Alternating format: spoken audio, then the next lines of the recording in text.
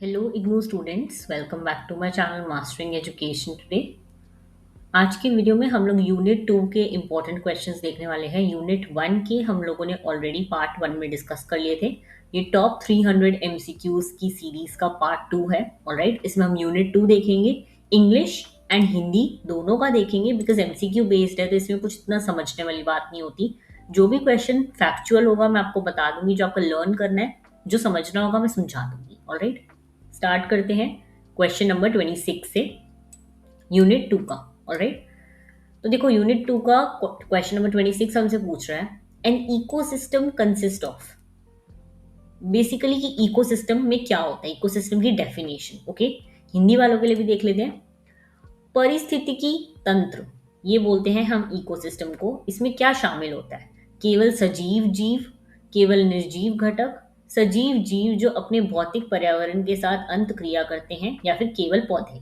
Okay, Hindi वाले answer करेंगे, English वाले only living organism, only non living component, living organism interacting with the physical environment, और only plants. Answer is living organisms interacting with their physical environment. तो देखो समझ लेते हैं कि इकोसिस्टम क्या होता है। इकोसिस्टम का मतलब होता है एक ऐसी सिस्टम जहां लिविंग थिंग्स और नॉन लिविंग थिंग्स एक दूसरे के साथ इंटरैक्ट करते हैं। देखो लिविंग थिंग क्या होती है? हम इंसान, एनिमल, बर्ड्स, प्लांट्स, ये सब लिविंग है। नॉन लिविंग क्या होते हैं? हवा, पानी, सनलाइट, सॉइल, टेम्परेचर, ये सब नॉन लिविंग है। अगर सिर्फ प्लांट्स या सिर्फ एनिमल्स होंगे तो इकोसिस्टम नहीं बन सकता, क्योंकि हम सांस कैसे लेंगे, मर जाएंगे ना। तो यही, ऐसे ही सिर्फ पानी होगा और हवा होगी तो भी इकोसिस्टम कंप्लीट नहीं होगा। तो इसलिए जब लिविंग और नॉन लिविंग दोनों मिलकर काम करते हैं तब हम उसे इकोसिस्टम कहते हैं। ओके, इसलिए ऑप्शन सी यहाँ पे करेक्ट है। ऑलराइट, हिंदी वाले सजीव जीव जो अपने भौतिक पर्यावरण के साथ अंत क्रिया करते हैं। ठीक है, ऑप्शन नंबर सी। याद कर लेना, डेफिनेशन बहुत बार पूछी गई है। Okay, question number 27, the term ecosystem was coined by. ये इकोसिस्टम का टर्म जो है, ये नाम किसने दिया था इकोसिस्टम? तो ये दिया था एजी टैंक्सली ने। नाम याद रखेंगे प्लीज। ऑलराइट, ये फैक्चुअल क्वेश्चन है, आपको यहाँ पे नाम याद रखना है। ईयर भी याद रख लेना, 1935 में इन्होंने, एजी टैंक्सली ने टर्म करा था इकोसिस्टम। ओके, हिंदी वाले, इकोसिस्टम शब्द किसने गढ़ा था? एजी टैंक्सली। ठीक है, या ध्यान रखना 1935 में दिया था इंडिया ने। ऑलराइट, प्लीज आपको एग्जाम में ईयर वगैरह याद रखने, इसलिए मैं बोल रही हूँ। Okay, question 28, which one of the following is a decomposer. तो देखो आंसर यहाँ पे आपको दिख ही रहा है, option number D, fungi is answer. Fungi, fungi, कुछ भी बोल सकते हैं। देखो समझते हैं कि डीकम्पोजर्स होते क्या हैं। हिंदी वाले भी देख लेंगे।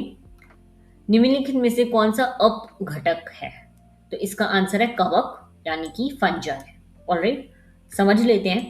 देखो डीकम्पोजर्स वो ऑर्गेनिजम्स होते हैं जो डेड प्लांट्स और डेड एनिमल्स को तोड़कर सिंपल सब्सटेंसेस में कन्वर्ट कर देते हैं। ठीक है, यानी कि नेचर के जो सफाई कर्मचारी होते हैं ना, तो वो हम फंजाई और बैक्टीरिया को कहेंगे। ठीक है, ये न्यूट्रिएंट्स को दोबारा सॉइल में वापस भेज देते हैं, यही इनका काम होता है। ओके, और सब भी आप देख लो थोड़ा बहुत। अर्थवर्म जो है ये डेड लीव्स को तोड़ते हैं। ठीक है, तो ये किस पे? एनिमल्स वगैरह पे नहीं, फंजाई एनिमल्स पे, ये डेड लीव्स वगैरह पे। ठीक है, और साथ ही साथ मेन आपको फंजाई और अर्थवर्म में टैडपोल, हॉक, तो ये तो प्रॉपर एक फूड चेन के सिस्टम में एनिमल्स आ जाते हैं। ऑलराइट, ध्यान रखेंगे। मूव करते हैं नेक्स्ट क्वेश्चन पे, that is question number 29। The main sulphur reservoir in the sulphur cycle is present in soil, volcanic eruption, hydrogen sulphide और वाटर। यानी कि सल्फर, मेनली सबसे ज्यादा सल्फर कहाँ प्रेजेंट होता है? तो इसका आंसर है A option, soil. Okay, Hindi वाले भी देख लेंगे। सल्फर चक्र में मुख्य सल्फर भंडार कहाँ पाया जाता है? मृदा, ज्वालामुखी विस्फोट, हाइड्रोजन सल्फाइड या फिर जल। तो इसका आंसर है ए, मृदा। ओके, तो देखो करेक्ट ऑप्शन क्यों है ये याद रखना है, फैक्चुअल क्वेश्चन है। सल्फर साइकिल में सल्फर का सबसे ज्यादा जो प्रेजेंट होता है वो सेडिमेंट्री रॉक्स में होता है। ठीक है, रॉक्स वगैरह हमें सॉइल में मिलती है, इसलिए इसका आंसर जो है सॉइल लिखा जाएगा। यहाँ पे अगर सेडिमेंट्री रॉक्स लिखा जाता, ये देखो यहाँ पे दे रखा है। ठीक है, सेडिमेंट्री रॉक्स अगर लिखा जाएगा तो आंसर वो हो जाएगा। ओके, यहाँ पे भी दे रखा है मृदा और अवसादी चट्टानों। ओके, ध्यान रखना, ये लर्न करने वाला क्वेश्चन है। Question number 30, in a grazing food chain, level 4 of the trophic level could be occupied by, देखो अब ना फूड चेन की बात हो रही है। अगर हम बुक को रेफर करें तो कहीं ना कहीं इन्होंने इसमें फूड चेन हमें बता रखी होगी। ये आपकी बुक है ऑलराइट, जो आप लोगों को पढ़नी चाहिए पेपर से पहले, बट ऑब्वियसली इतना टाइम तो नहीं होता। ठीक है, अभी इसमें ये यूनिट 2 है, इसमें हमें ट्रॉफिक लेवल देखो ये दे रखे हैं। ये है ट्रॉफिक लेवल की फूड चेन। ओके, अगर स्क्रीनशॉट लेना है तो ले लो, काम आ सकती है पढ़ने के। ओके, तो देखो क्वेश्चन नंबर 30 पूछ रहा है कि एक ग्रेजिंग वाला जो फूड चेन होता है उसमें हम लेवल 4 पर हमें कौन मिलेगा। तो इसका आंसर है ऑप्शन नंबर डी, टाइगर। देखो फूड चेन हमेशा प्रोड्यूसर से शुरू होती है। ठीक है, प्रोड्यूसर यानी कि कोई ऐसी चीज जो उगाई जा सकती हो। ठीक है, तो इससे शुरू हुई ग्रास से, तो ग्रास फिर आएगा, आप समझ लो यहाँ पे ग्रास हॉपर आ गया। ठीक है, ग्रास हॉपर को कौन, देखो ग्रास को ग्रास हॉपर खाता है, ग्रास हॉपर को फ्रॉग खाता है, फ्रॉग को स्नेक खाता है और स्नेक को ईगल। तो ईगल की जगह जो हम आ रहा है यहाँ पे टाइगर आएगा, है ना। समझ आ गई बात। ओके, कोई इतना डिफिकल्ट तो नहीं था, इजी था। तो लेवल 1 पे देखो मैं आपको बताती हूँ, लेवल 1 पे आते हैं प्रोड्यूसर। ओके, लेवल 1 पे प्रोड्यूसर आ गए, फिर आपके हार्बीवोरस आते हैं। ओके, फिर आपके कार्निवोरस आते हैं। ठीक है, और फिर टॉप कार्निवोर, एक टॉप कार्निवोर, इसमें से जो आपको टॉप कार्निवोर दिख रहा है वही आपका फोर्थ पे आ जाएगा। तो सबसे देखो कार्निवोर टाइगर ही दिख रहा है हमें, इन सबको टाइगर खा सकता है ना, तो इसलिए। ओके, क्वेश्चन 30 भी देख लो। चारण खाक श्रृंखला that is grazing food chain में स्तर 4 लेवल 4 पर कौन सा जीव हो सकता है। तो इसका आंसर है डी, बाघ। ओके, ग्रास प्रोड्यूसर है, ध्यान रखना ग्रास जो है प्रोड्यूसर है यहाँ पर। ऑलराइट, रैबिट जो है हर्बीवोरस है, और ये ऑप्शन सी जो है ग्रास हॉपर ये भी हर्बीवोरस है। तो ये लेवल 2 पे आएगा, ये लेवल 1 पे आएगा, और उसके बाद ये जो है तो प्रोड्यूसर है, लेवल 1 पे होता है। ठीक है, लेवल 1, फिर रैबिट आ गया लेवल 2, और ये हार्बीवोरस ग्रास हॉपर भी लेवल 2, और सबसे ऊपर आ गया हमारा टाइगर। ओके, फूड चेन समझ लेना जरूरी है, पेपर में पूछ सकते हैं। ठीक है, ये होती है, ये इसका ले लो एक फोटो स्क्रीनशॉट कुछ भी। मूव करते हैं नेक्स्ट क्वेश्चन पे, क्वेश्चन नंबर 31। तो क्वेश्चन नंबर 31 पूछ रहा है identify the type of food chain, कि आपको बताने कैसे टाइप की फूड चेन है। अब देखो टाइप्स भी आते हैं, देखो ये टाइप्स ऑफ फूड चेन, इसमें बहुत सारे टाइप्स हैं। ऑलराइट, यहाँ पे हम क्वेश्चन की हेल्प से समझ लेते हैं। देखो ये वाला जो आंसर है इसमें आप देख लो, करेक्ट ऑप्शन है ऑप्शन सी। मैं आपको बता देती हूँ क्या क्या फूड चेन्स होती हैं। अगर हम पैरासिटिक फूड चेन देखें, ओके, तो इस फूड चेन में एनर्जी जो है एक बड़े ऑर्गेनिज्म से छोटे पैरासाइट की तरफ जा रही है। ठीक है, बड़े से छोटे की तरफ। ऑलराइट, देख रहे हो आप, गोट से नीमाटोड्स, नीमाटोड से सैप्रोट्रोफिक बैक्टीरिया, छोटे की तरफ। ठीक है, गोट के बॉडी पर या उसके अंदर पैरासाइट्स रहते हैं जैसे कि नेमाटोड्स, और जब ये ऑर्गेनिज्म मर जाते हैं तो बैक्टीरिया उन्हें डिकम्पोज कर देते हैं, और इसी पैटर्न को हम पैरासिटिक फूड चेन कहते हैं। ठीक है, इसके बाद अब और याद रखना डेट्रीटियस, ये सारी भी आती हैं। ओके, यहाँ पे आपको दे रखी है कैसी होती है। देखो ग्रेजिंग वाले में क्या होता है, यहाँ पे वही है जो हमने अभी पढ़ी थी, जिसमें कंज्यूमर्स होते हैं, हार्बीवोरस होते हैं, ये वाली। ठीक है, बेसिकली जो है ग्रीन प्लांट से शुरू होती है ग्रेजिंग वाली। अगर हम डेट्रीटस देखें तो ये फूड चेन जो है डेड ऑर्गेनिक मैटर से स्टार्ट होती है। ठीक है, और उसके बाद जो है वेस्ट वगैरह बनाने के लिए यूज होती है। ऑलराइट, और फिर मैंने पैरासिटिक फूड चेन आपको बता दी है। ऑलराइट, क्वेश्चन 31 हिंदी वाले भी देख लेंगे। इस खाक श्रृंखला के प्रकार की पहचान करें, ऐसे आ सकते हैं, तो क्वेश्चन याद रखना। ठीक है, कि मैंने आपको बता दी कैसे कैसे यूज हो रहे हैं। एक्वाटिक वाली जो है उसमें बेसिकली फिश वगैरह का होगा, आप यहाँ पे ऊपर देख सकते हो, ये एक्वाटिक वाली है। ठीक है, इसमें फिशेज वगैरह का कहीं पे भी आएगा अगर ऐसे में, तो एक्वाटिक होगी वो। ऑलराइट, मूव करते हैं नेक्स्ट क्वेश्चन पे, that is question number 32। Energy flow in an ecosystem is, कैसा होता है एनर्जी फ्लो। साइक्लिक, एक साइकिल में चलता रहता है, यूनिडायरेक्शनल एक ही डायरेक्शन में, बाई डायरेक्शनल दोनों हो गया, और रैंडम यानी कि कहीं भी। तो इसका आंसर है बी, दैट इज यूनिडायरेक्शनल। देखो एनर्जी हमेशा जो है एक ही डायरेक्शन में मूव करती है। कैसे, देखो एक दिख रहा है एरो एक ही तरफ जा रहा है, ये तो नहीं है कि इसके साथ एक और एरो बना हुआ है ऐसा, या कोई एरो इधर जा रहा है कोई इधर जा रहा है, ऐसा नहीं है ना। तो इसलिए यूनिडायरेक्शनल होती है, एक हर लेवल पर थोड़ी एनर्जी हीट की फॉर्म में लूज हो जाती है, क्योंकि जैसे कि हमारी बॉडी भी हम जब डाइजेस्ट करते हैं तो हीट प्रोड्यूस करती है ना। तो इसलिए थोड़ी एनर्जी जो है हीट में लूज हो जाती है, और जो एनर्जी एक बार हीट बन गई वो वापस फूड चेन में नहीं आती। इसीलिए एनर्जी फ्लो जो होता है वन वे होता है, यूनिडायरेक्शनल। ऑलराइट, हिंदी वाले भी देख लेंगे। किसी परिस्थितिकी तंत्र में ऊर्जा प्रवाह कैसा होता है? तो एक दिशीय। ठीक है, याद रखना थोड़ा सा जो है आपको, ये फैक्चुअल क्वेश्चन है। ओके, मूव करते हैं नेक्स्ट क्वेश्चन की तरफ, that is question number 33। According to the 10% law in energy transfer from one trophic level to the next, only about how much energy is passed on। अब ये देखो, बहुत ही mathematical question है, और ये भी जो है आपका बिल्कुल ही फैक्चुअल क्वेश्चन है, याद करने की जरूरत है। तो आंसर है 10%। बहुत फेमस लॉ है ये। देखो मैं आपको समझाती हूँ। अगर आप समझ लो एक प्लांट है, ठीक है, प्लांट के पास 1000 यूनिट्स की एनर्जी है। कितनी? 1000। ओके, अब तो हर्बीवोरस को जो है सिर्फ इसमें से 100 यूनिट मिलेगी, कार्निवोरस को 10, और उसके बाद सिर्फ 1 यूनिट, क्योंकि और जो एनर्जी होती है हर लेवल पर लगभग 90% एनर्जी हीट की फॉर्म में लॉस हो जाती है। तो 1000 से ये आ गए 100 पर, और 100 से आ गए 10 पर, और फिर 10 से आ गए 1 पर। ठीक है, तो क्या हुआ? 10% ही पास होती है, 10% इसका 100 हुआ। ठीक है, बस ये सीक्वेंस याद रख लो तो आपको सारा याद रहेगा। ओके, हिंदी वाले भी देख लो। 10% नियम के अनुसार, देखो 10%, 10% लिखा ही हुआ है, तो इसका आंसर 10% ही होगा ना। बहुत इजी क्वेश्चन है ये। ठीक है, मूव करते हैं नेक्स्ट क्वेश्चन पे, that is question number 34। Question number 34 आपसे पूछ रहा है, which ecological pyramid is always upright and never inverted. अब देखो, इकोलॉजिकल पिरामिड अगर आपको पता ही नहीं है, आपने पढ़े ही नहीं है, ये भी आपके बुक में दे रखे हैं, सब कुछ बुक्स में दे रखा है। तो अगर आप लोग बुक्स नहीं देख रहे तो इसीलिए हम ये सारे क्वेश्चंस कर रहे हैं, ताकि आपको चीज़ें थोड़ी बहुत आती हो। ओके, मैं आपको यहाँ पे क्वेश्चन में समझा दूंगी इकोलॉजिकल पिरामिड क्या होता है। सबसे पहले समझो, देखो एनर्जी जो है हर ट्रॉफिक लेवल पर कम होती जाती है। हमने अभी पढ़ा था कि एक से जब ग्रास हॉपर खा रहा है तो एनर्जी कम होती जाती है। इसी वजह से एनर्जी पिरामिड कभी उल्टा नहीं हो सकता। ठीक है, ऐसे जैसे बेस जो है बड़ा होगा, फिर उससे कम, फिर उससे कम, और फिर उससे कम, फिर उससे कम, तो ये क्या बन गया? ऐसे ट्राइंगल वाला पिरामिड बन गया ना।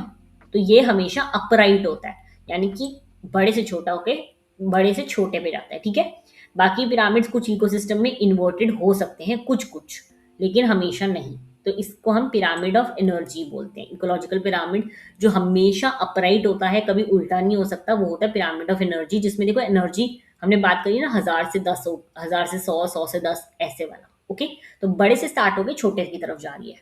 ऑलराइट, तो ध्यान रखना इस चीज का। कौन सा परिस्थितिकी पिरामिड हमेशा सीधा होता है और कभी उल्टा नहीं होता? तो इसका आंसर है ऊर्जा का पिरामिड। ठीक है, एनर्जी वाला। मूव करते हैं नेक्स्ट क्वेश्चन पे, question 35। Primary ecological succession begins on, किस पे स्टार्ट होता है ये? तो इसका आंसर है a bare lifeless area such as rock. Concept को सिंपल लैंग्वेज में समझते हैं कि प्राइमरी सक्सेशन होता क्या है, वरना आपको समझ नहीं आएगा। हिंदी वाले भी देख लेंगे। प्राथमिक परिस्थितिकी अनुक्रमण की शुरुआत कहाँ होती है?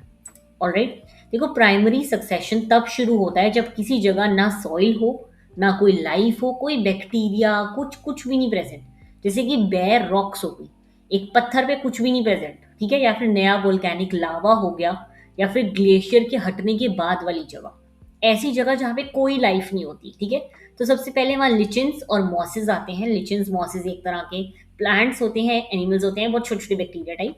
धीरे धीरे वो सॉइल बनती है, फिर ग्रास आती है, श्रब आती है, और फाइनली ट्री ग्रो करने लगते हैं। ओके, तो प्राइमरी जो सबसे बेस हमारी इकोलॉजिकल सक्सेशन का स्टार्ट होता है इकोसिस्टम का, वो यहीं पे होता है, एक bare lifeless area such as rock पे। ओके, अगर क्वेश्चन में लिखा हो कि सॉइल ऑलरेडी प्रेजेंट है, कि वो बोल रहे हैं primary ecological succession begins but the soil is already present, तो वो प्राइमरी सक्सेशन नहीं होगा, वो सेकेंडरी सक्सेशन आ जाएगा। ठीक है, प्राइमरी होता है बेयर लाइफलेस एरिया रॉक पे, और अगर सॉइल इंटैक्ट है कहीं पर तो वो हो गया हमारा सेकेंडरी सक्सेशन। ओके, ध्यान रखना, कोई सॉइल नहीं है तो प्राइमरी है, सॉइल प्रेजेंट है तो सेकेंडरी है।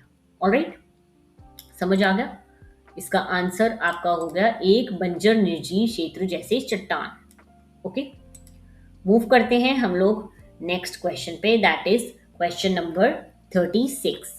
Secondary succession occurs on same an area previously vegetated but disturbed retaining oil, अभी बताया था मैंने, रिटेनिंग सॉइल। अभी मैंने आपको बताया था कि कहाँ पे होता है सेकेंडरी सक्सेशन, जहां पे सॉइल बच जाता है। ऑलराइट, ध्यान रखोगे इस चीज का। देखो जितनी चीजें याद कर सकते हो साथ साथ करते रहो, क्योंकि वरना समझना थोड़ा सा डिफिकल्ट हो जाएगा, ठीक है। सेकेंडरी सक्सेशन बेसिकली ना वहां होता है जहां पे पहले से लाइफ एग्जिस्ट करती थी। जैसे कि आप लगा लो कोई जंगल था, वहां पे फॉरेस्ट फायर हो गई तो जंगल में सारे ट्रीज जल गए तो वहां पे, या फिर कहीं फ्लड आ गया, फार्मिंग, डिफॉरेस्टेशन, ऐसी जगह जहां पे सॉइल अभी भी प्रेजेंट हो। ओके, मूव करते हैं नेक्स्ट क्वेश्चन पे, that is question number 37। The final relatively stable community in ecological succession is called, देखो इसका आंसर बता देती हूँ, क्लाइमेक्स कम्युनिटी है। समझते हैं क्या कहना चाह रहा है। देखो इकोलॉजिकल सक्सेशन में शुरुआत हमेशा छोटे ऑर्गेनिज्म से होती है। इकोलॉजिकल हमने इकोसिस्टम पढ़ा है ना, जब हमने लाइफ साइकिल पढ़ी थी ये सारी, फूड साइकिल्स, तो यही वाली, ठीक है। धीरे धीरे यहाँ पे ग्रास आती है, फिर श्रब्स आते हैं और फाइनली बड़े बड़े ट्रीज आ जाते हैं। तो जब इकोसिस्टम डेवलप हो जाता है और उसमें ज्यादा चेंजेस नहीं होते, तो उस स्टेज को हम क्लाइमेक्स कम्युनिटी कहते हैं। ओके, तो फाइनल, देखो फाइनल की यहाँ पे फाइनल लिखा हुआ है, यहाँ पे क्लाइमैक्स लिखा हुआ है। क्लाइमैक्स क्या होता है, एक किसी मूवी का एंड वाला सीन ना, क्लाइमैक्स, तो उससे याद रखना ये चीज। ओके, पाइनियर का मतलब होता है स्टार्टिंग, ठीक है, क्लाइमैक्स का मतलब होता है फाइनल। अगर यहाँ पे स्टार्टिंग का बोलेंगे तो आपका पाइनियर आ जाएगा। ओके, ठीक है। क्वेश्चन 37 हिंदी वाले भी देख लो, परिस्थिति के अनुक्रमण के अंतिम, देखो अंतिम और चरम, समझ आ गया, एक ही चीज की बात हो रही है। मूव करते हैं नेक्स्ट क्वेश्चन पे, that is question number 38। The zone of transition between two adjoining ecosystems is known as, answer है इकोटोन। समझ लेते हैं। देखो जहां पे दो इकोसिस्टम मिलते हैं हम उस एरिया को इकोटोन कहते हैं। पहले तो ये डेफिनेशन याद रखना, ठीक है। जैसे कि आप लगा लो फॉरेस्ट और ग्रासलैंड के बीच में एक कोई एरिया है, ठीक है, जहां पे कुछ नहीं है ना, जहां पे पेड़ भी नहीं है, हल्की बहुत ग्रास भी नहीं है, सिर्फ सॉइल, तो वो क्या होगा, इकोटोन, ठीक है। या फिर रिवर और लैंड के बीच का एरिया, जहां दो इकोसिस्टम की बाउंड्रीज आ जाएंगी ना, जैसे कि एक फॉरेस्ट या फिर उसके साथ फॉरेस्ट के साथ आप लगा लो सी है, तो ऐसे कर कर यहाँ दोनों इकोसिस्टम के ऑर्गेनिज्म मिलते हैं, इसलिए बायोडाइवर्सिटी भी काफी ज्यादा होती है, तो इसे हम इकोटोन कहते हैं। ओके, अब इसके साथ साथ समझ लो नीश वगैरह क्या होता है। देखो नीश का मतलब ऑर्गेनिज्म का रोल होता है, इकोटोन का मतलब होता है दो इकोसिस्टम के बीच का एरिया, और नीश होता है कि जहाँ पे मतलब हम ऑर्गेनिज्म का रोल क्या होता है ना, रोल को ही हम नीश कहते हैं। जैसे आप लोग इंस्टाग्राम वगैरह पर देखते हो कि किसी का नीश क्या है, तो ऐसे कि उसका रोल क्या है। ऑलराइट, हिंदी वाले भी देख लें, दो निकटवर्ती परिस्थिति तंत्रों के बीच संक्रमण क्षेत्र को क्या कहते हैं, एकोटोन। Okay, B. मूव करते हैं नेक्स्ट क्वेश्चन पे, that is question number 39। The functional role and position of a species within its ecosystem is called, अभी मैंने बताया था आपको B part, niche, role. Keywords देखो, रोल से याद रखना नीश की बात हो रही है। ओके, ध्यान रखना ये चीजें, ठीक है। जैसे कि किसी का रोल क्या होता है, बी का काम क्या होता है, हनी बी का पॉलिनेशन करना। अर्थवर्म का क्या काम होता है, सॉइल को फर्टाइल बनाना। लायन का क्या काम होता है, टॉप प्रीडेटर है ना, तो उसके ये सब इनके रोल्स हैं। हैबिटेट और नीश में कंफ्यूज हो जाते हैं। हैबिटेट मतलब घर, जहां पे एक ऑर्गेनिज्म रहता है। ओके, और बायोम जो होता है वो पूरा सब कुछ इकोसिस्टम को मिला के बायोम कहते हैं हम, ठीक है। हिंदी वाले भी देख लो, किसी प्रजाति को अपनी परिस्थिति तंत्र में क्रियात्मक भूमिका और स्थिति को क्या कहा जाता है, नीश, निकेत। ओके, मूव करते हैं नेक्स्ट क्वेश्चन पे, that is question number 40। The carbon cycle primarily returns carbon dioxide to the atmosphere through respiration and combustion. अभी देखो फैक्चुअल क्वेश्चन है, इसमें कुछ समझने वाली बात नहीं है, मैं आपको फिर भी समझाती हूँ। देखो प्लांट्स जो है फोटोसिंथेसिस के टाइम कार्बन डाइऑक्साइड लेते हैं, तभी ऑक्सीजन बनता है, हम लोग कार्बन डाइऑक्साइड रिलीज करते हैं, प्लांट्स उसको लेके फोटोसिंथेसिस करते हैं। लेकिन जब ह्यूमंस और एनिमल्स रेस्पिरेशन करते हैं तब CO2 वापस एटमॉस्फेयर में चली जाती है। इसी तरह कोल, पेट्रोलियम और वुड जलने यानी कि कंबशन वगैरह से भी CO2 एटमॉस्फेयर में रिलीज होती है, इसलिए इसका आंसर है रेस्पिरेशन। हम लोग जब सांस लेते हैं तो ऑक्सीजन इन लेते हैं, कार्बन डाइऑक्साइड आउट, तो रेस्पिरेशन। अब रेस्पिरेशन के साथ जो भी लिखा है वो तो आंसर में आएगा ही। ओके, सिंपल याद रखना। फोटोसिंथेसिस में उल्टा होता है, इस चीज को याद रखना, कहीं कंफ्यूज हो जाओ। ओके, प्रेसिपिटेशन पानी वाले का होता है, ट्रांसपिरेशन जैसे पानी एक प्लांट में पास होता है ना, उसको कहते हैं। ओके, हिंदी वाले भी देख लो। कार्बन चक्र मुख्य रूप से कार्बन डाइऑक्साइड को वायुमंडल में किसके माध्यम से लौटाता है? तो दहन और श्वसन। ठीक है, मूव करते हैं नेक्स्ट क्वेश्चन पे। Question 41, nitrogen fixation is mainly carried out by, बचपन में पढ़ी थी चीजें, याद है? Rhizobium, certain bacteria such as rhizobium. अब मैं समझाती हूँ, देखो इसको। एटमॉस्फेयर में ना बहुत ज्यादा नाइट्रोजन गैस होती है, लेकिन प्लांट्स इसे डायरेक्टली यूज नहीं कर सकते ऑक्सीजन बनाने के लिए। तो एक बैक्टीरिया होता है जिसका नाम है राइजोबियम। ओके, राइजोबियम बैक्टीरिया इस नाइट्रोजन को प्लांट के यूज लायक फॉर्म में कन्वर्ट करते हैं, और इसी प्रोसेस को हम नाइट्रोजन फिक्सेशन कहते हैं। ठीक है, ये बैक्टीरिया आमतौर पर लेग्यूमिनस प्लांट्स, जैसे कि जो प्लांट्स में दाल वगैरह होती है ना, उसकी हमें रूट्स में मिलते हैं ये। ओके, तो ये नाइट्रोजन को ऐसी फॉर्म में कन्वर्ट करते हैं कि प्लांट्स उसे यूज कर सके। ऑलराइट, तो यहाँ पे भी आप देख लो, नाइट्रोजन स्थिरीकरण मुख्य रूप से किसके द्वारा किया जाता है? तो राइजोबियम जैसे कुछ बैक्टीरिया होते हैं जिनके द्वारा ये करा जाता है। ओके, मूव करते हैं नेक्स्ट क्वेश्चन पे, that is question number 42। The largest reservoir of phosphorus in the phosphorus cycle is, कहाँ हमें फॉस्फोरस सबसे ज्यादा मिलता है रिजर्वॉयर से? याद रखना, फैक्चुअल क्वेश्चन है। इसका आंसर भी है rocks and sediments. Okay, easy था, इसमें कुछ आपको समझने वाली जरूरी नहीं है। फॉस्फोरस से याद रखना रॉक्स। फॉस्फोरस चक्र में फॉस्फोरस का सबसे बड़ा भंडार कहाँ होता है? चट्टाने और अवसाद। हिंदी वाले देख लें। मूव करते हैं नेक्स्ट क्वेश्चन पे। Question number 43, which of the following is not a biogeochemical cycle? Biogeochemical answer है फूड चेन। कैसे, मैं आपको बताती हूँ। देखो, बायोजियोकेमिकल साइकिल का मतलब होता है किसी एलिमेंट का नेचर में बार बार साइकिल करना। जैसे कि एक चीज जो है वो रिपीट पे चल रही है, जैसे carbon cycle, water cycle, nitrogen cycle, ये। लेकिन फूड चेन कोई साइकिल नहीं है। फूड चेन हमें सिर्फ बताती है कि एनर्जी एक ऑर्गेनिज्म से दूसरे ऑर्गेनिज्म तक कैसे ट्रांसफर होती है। अब देखो, ये तो नहीं है ना कि ग्रास हॉपर ने ग्रास खाई, ग्रास ग्रास हॉपर ने खाई, ग्रास हॉपर को रैबिट ने खाया, रैबिट को स्नेक ने। अब ऐसे साइकिल थोड़ी हो जाएगी कि स्नेक वापस ग्रास उगा देगा। तो नहीं ना, ये साइकिल नहीं है कि चलती रहे। तो इसलिए इसका आंसर है फूड चेन। नाइट्रोजन साइकिल अभी हमने पढ़ ली है, क्या होता है। कार्बन साइकिल पता है, वाटर साइकिल पता है। ओके, 43, निम्नलिखित में से कौन सा जैव भू रासायनिक चक्र नहीं है? तो इसका आंसर क्या है आपका? खाक श्रृंखला। ठीक है, फूड चेन। मूव करते हैं नेक्स्ट क्वेश्चन पे। Question 44, producers in an ecosystem are also called autotrophs.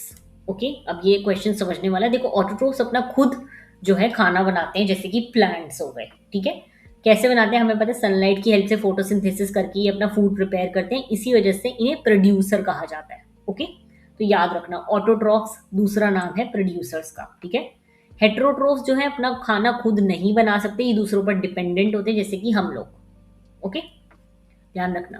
Question 44 Hindi वाले भी देख लो। परिस्थितिकी तंत्र में उत्पादकों को और क्या कहा जाता है? तो इनको स्वपोषी कहा जाता है, दैट इज ऑटोट्रोफ्स। ओके, हम लोग क्या हैं?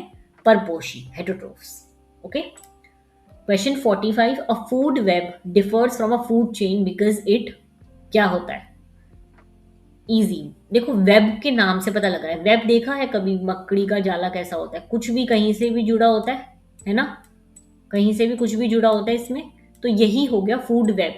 कि जरूरी नहीं है, देखो कि अगर मैं नॉनवेज खाती हूँ तो जरूरी नहीं है दूसरा इंसान भी नॉनवेज खाता हो, दूसरा वेज हो सकता है। तो अलग अलग चीजें, और जरूरी नहीं है कि मैं इससे नॉनवेज खाती हूँ, मैं वेज भी खा सकती हूँ। तो ये होती है फूड वेब। इसमें कोई इंसान जो है अलग अलग भी हो सकता है। अब देखो, इस बुक में ना शायद तुम्हें फूड वेब भी दिखा रखी हो। तुम जितना बुक को रेफर करोगे वैसे अच्छा रहेगा, बट कोई नहीं, बहुत लंबा है, 24 पेज का चैप्टर पढ़ना डिफिकल्ट है, इसलिए मैंने जितना क्वेश्चंस के बेसिस पे हो सकता था वो दे दिया है।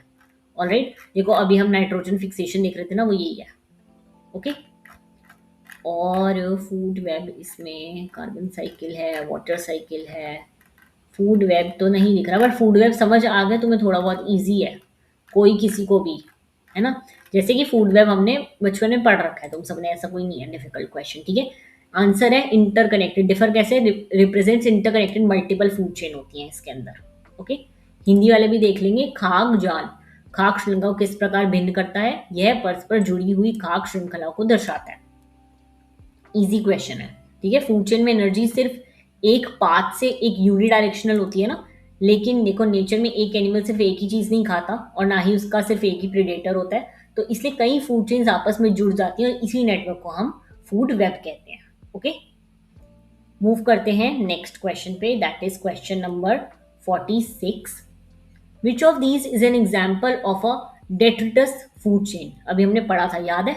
मैंने आपको कहा था डेड से स्टार्ट होता है ये, तो देखो डेड लीव्स, जहाँ पे डेड का नाम आ जाएगा ना वो आपकी डेट्रिटस हो जाएगी। ठीक है, डी और डी याद रखना। ऑलराइट, हमने ये पढ़ा था पिछले क्वेश्चंस में। डेट्रिटस का मतलब होता है डेड ऑर्गेनिक मैटर, यानी मरे हुए प्लांट्स और एनिमल्स के बचे हुए पार्ट्स। अगर फूड चेन की शुरुआत dead leaves, dead plants, dead animal से हो तो आपको याद रखना है कि यही वाली फूड चेन आएगी, डेट्रिटस। ओके, हिंदी वाले देख रहे हैं, अपरद खाक श्रृंखला का उदाहरण कौन सा है? तो इसका है मृत, मरी हुई, समझ लेना। ठीक है, डेड। ऑलराइट, मूव करते हैं हम लोग नेक्स्ट क्वेश्चन पे, that is question number 47। Homeostasis in an ecosystem refers to. Definition याद करनी है आपको, होम्योस्टेसिस क्या होता है? Homeostasis is the tendency to maintain a stable internal equilibrium. समझते हैं क्या होता है? देखो, होम्योस्टेसिस का मतलब होता है बैलेंस मेंटेन करना। ठीक है, नेचर हमेशा खुद को बैलेंस करने की कोशिश करती है। जैसे अगर किसी एरिया में डियर की पॉपुलेशन बहुत बढ़ जाए तो उनके प्रीडेटर भी धीरे धीरे बढ़ने लगते हैं। इससे इकोसिस्टम दोबारा बैलेंस की तरफ आता है और इसी नेचुरल बैलेंसिंग प्रोसेस को हम होम्योस्टेसिस कहते हैं। ठीक है, हिंदी वाले देख लें क्वेश्चन 47। परिस्थितिकी तंत्र में समस्थित से क्या तात्पर्य है? तो इसका आंसर है एक स्थिर आंतरिक संतुलन बनाए रखने की प्रवृत्ति। ओके, ठीक है, मूव करते हैं नेक्स्ट क्वेश्चन पे, question 48। In the water cycle the process by which plants release water vapour is called transpiration. मैं अभी बताया था ना कि प्लांट्स एक तरह वाटर जब रिलीज करते हैं तो उसे हम ट्रांसपिरेशन कहते हैं। इवेपोरेशन होता है जब धूप की वजह से पानी हवा में उड़ जाता है। कंडेंसेशन, इनफिल्ट्रेशन, ये सब पढ़ा हुआ है हमने बचपन में। ठीक है, इवेपोरेशन वगैरह। ऑलराइट, हिंदी वाले भी देख लेंगे। जल चक्र में वह प्रक्रिया जिसके द्वारा पौधे जल वाष्प छोड़ते हैं क्या कहलाती है? तो इसका आंसर है वाष्पोत्सर्जन। ठीक है, transpiration. Question number 49। Which trophic levels do herbivores occupy in a grazing food chain? Primary consumer, producer नहीं, कंज्यूमर्स हैं ये। देखो, प्राइमरी प्रोड्यूसर ग्रास ब्रूस आ जाते हैं, प्राइमरी कंज्यूमर बेसिकली हर्बिवोर्स आते हैं, फिर सेकेंडरी कंज्यूमर्स आते हैं, एनिमल्स वगैरह होते हैं जो। ठीक है, कार्निवोरस, और डीकम्पोजर्स बैक्टीरियाज होते हैं। ओके, हिंदी वाले भी देख लेंगे। चारण खाक श्रृंखला में शाकाहारी किस पोषी स्तर पर होते हैं? याद रखना, प्राथमिक उपभोक्ता। Okay, last question, question number 50। The gradual and directional change in species composition of a community over time is termed as ecological succession. हमने पढ़ा था इकोलॉजिकल सक्सेशन क्या होता है। समय के साथ किसी समुदाय की प्रजाति संरचना में क्रमिक और दिशात्मक परिवर्तन को क्या कहा जाता है? तो इसका आंसर है परिस्थितिक अनुक्रमण।